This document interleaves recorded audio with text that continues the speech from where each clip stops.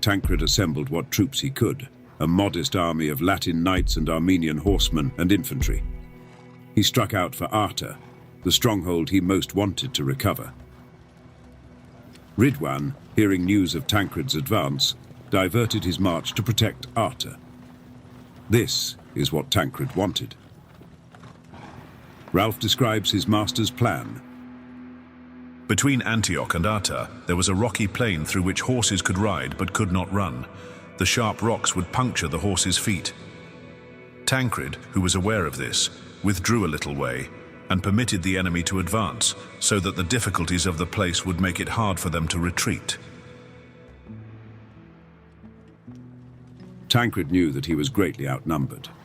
He wanted to draw Ridwan's Turkish army to the rocky terrain surrounding a village called Tizin, which, as Ralph mentioned, lay between Antioch and Arta.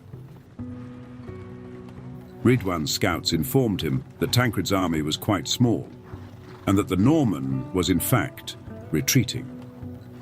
Ridwan was delighted, thinking he had his enemy on the run. He ordered a pursuit and marched straight into Tancred's trap.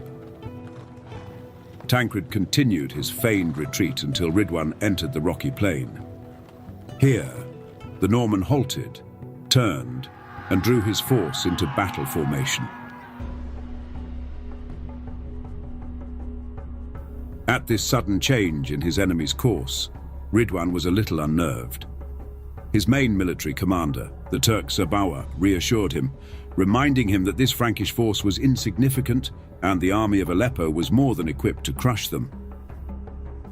Sabawa advised an immediate attack. Ridwan agreed. But Tancred beat Ridwan to it. Suddenly, a fierce line of Crusader cavalry surged upon the Turkish host.